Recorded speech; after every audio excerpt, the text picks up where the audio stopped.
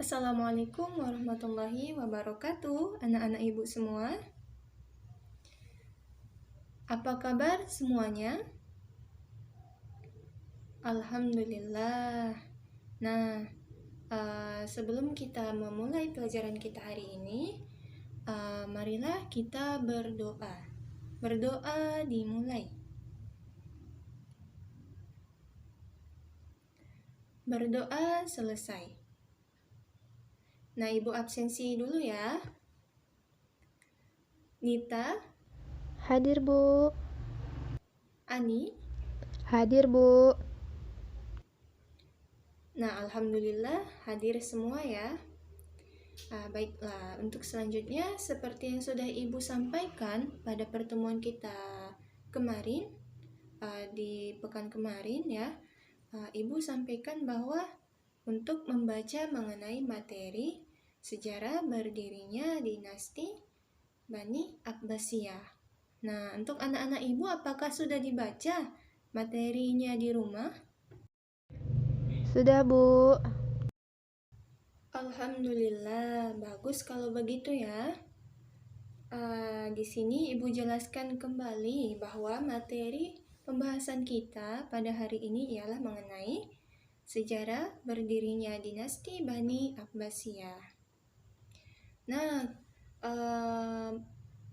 mengenai pembahasan sejarah dinasti Bani Abbasiyah ini, kira-kira menurut anak-anak Ibu, pertanyaan apa yang terbenak di dalam diri kita?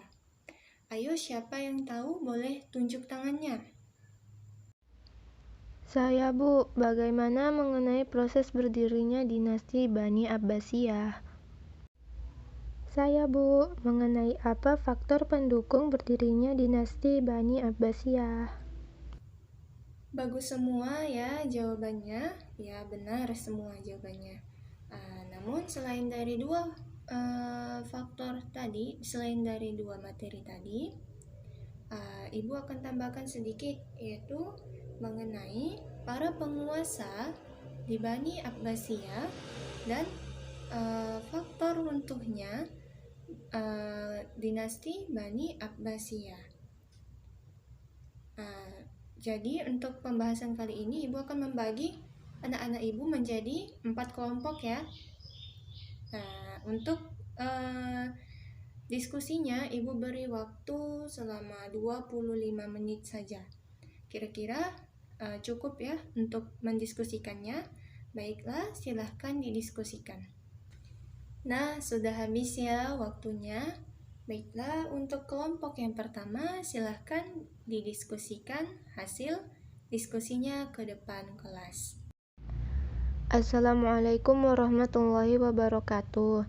Di sini kami kelompok 1 akan mempresentasikan hasil diskusi kami mengenai sejarah berdirinya dinasti Bani Abbasiyah. Jadi dari diskusi yang kami lakukan dapat kami ketahui bahwa proses berdirinya Daulah Bani Abbasiyah itu pertama kali dikarenakan adanya seorang yang berasal dari Bani Abbas, yakni bernama Ali bin Abdullah, dan ia adalah sepupu Rasulullah Shallallahu Alaihi Wasallam. Ia merasa yang paling berhak untuk menjadi pemimpin setelah Khulafaur Rasyidin ialah dirinya. Maka ia pun membuat propaganda anti dinasti Bani Umayyah dan ia mencoba meraih simpati rakyat untuk mendukungnya.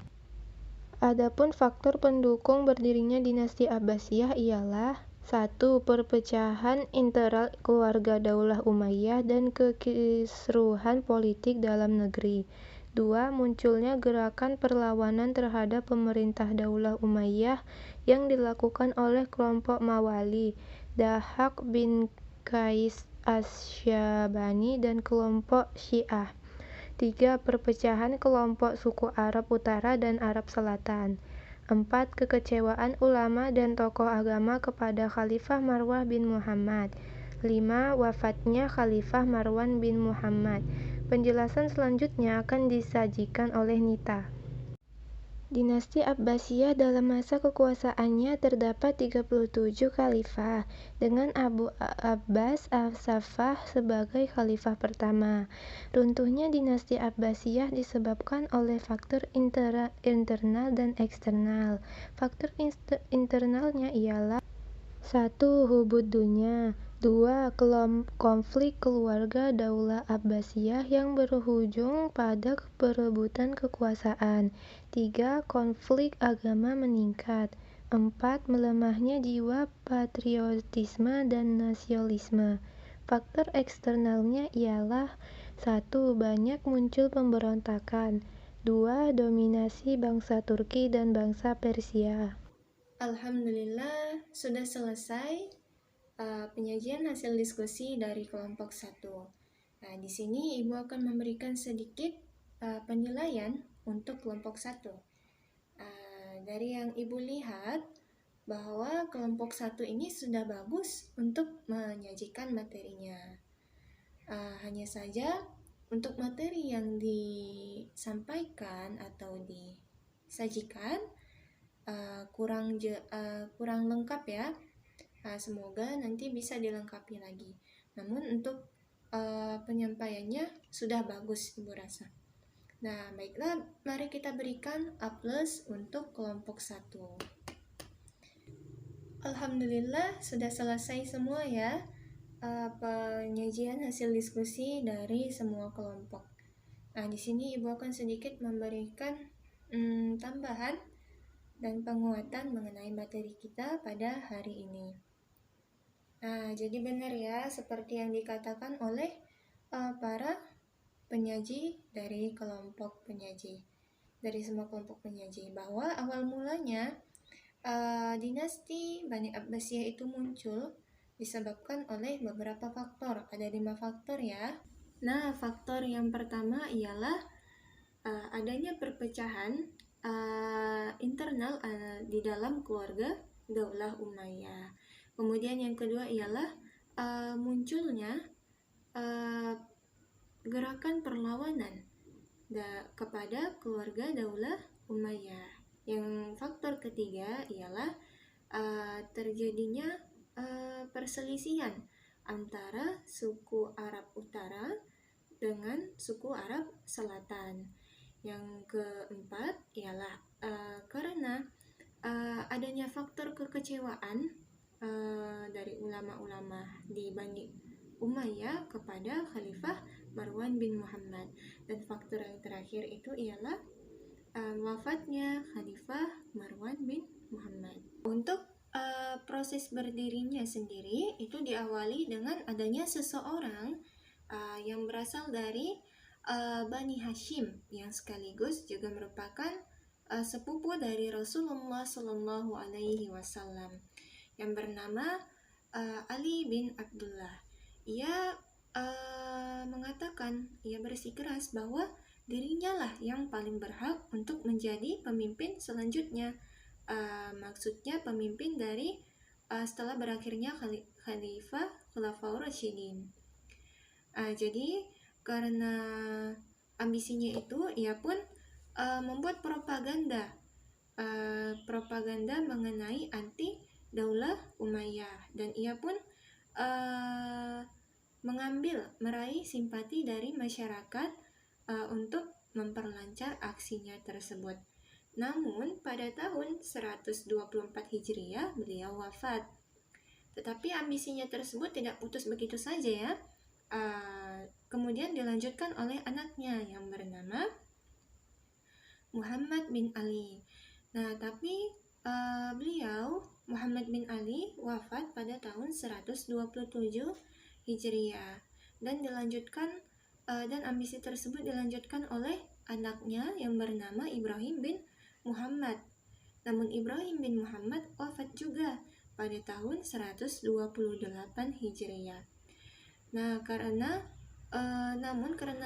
wafatnya dari Ibrahim bin Muhammad semakin membuat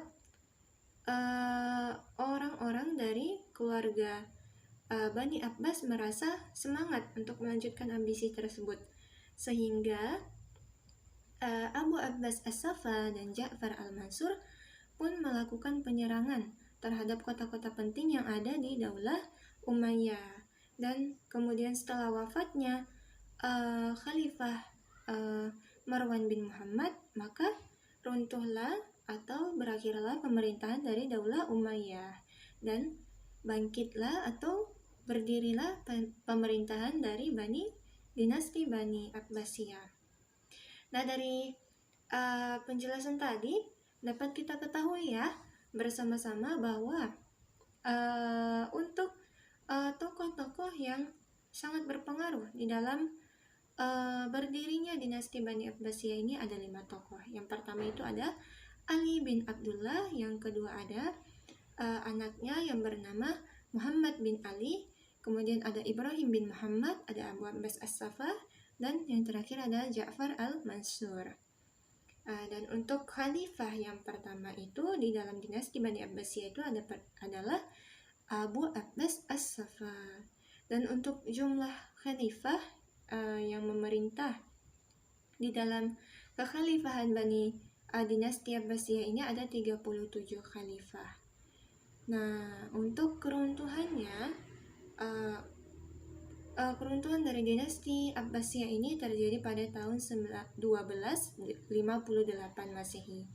Ya, itu disebabkan oleh faktor internal dan eksternal. Nah, itu dia tadi ya anak-anak ibu, penguatan dan tambahan mengenai materi pembahasan kita hari ini. Selanjutnya, sebelum kita menutup pembelajaran kita hari ini, ibu akan meminta salah seorang untuk memberikan kesimpulan pada hari ini. Nah, ibu minta kepada Anita untuk memberikan kesimpulannya. Pada Anita, ibu persilahkan. Baik Bu, jadi dari diskusi kita hari ini saya dapat simpulkan bahwa munculnya dinasti Abbasiyah disebabkan oleh 5 faktor, yaitu 1. Perpecahan internal keluarga Daulah Umayyah dan kekisruhan politik dalam negeri. 2. Munculnya gerakan perlawanan terhadap pemerintah Daulah Umayyah. 3. Perpecahan kelompok suku Arab Utara dan Arab Selatan. 4. Kekecewaan ulama dan tokoh agama kepada Khalifah Marwan bin Muhammad. 5. Wafatnya Khalifah bin Marwan bin Muhammad.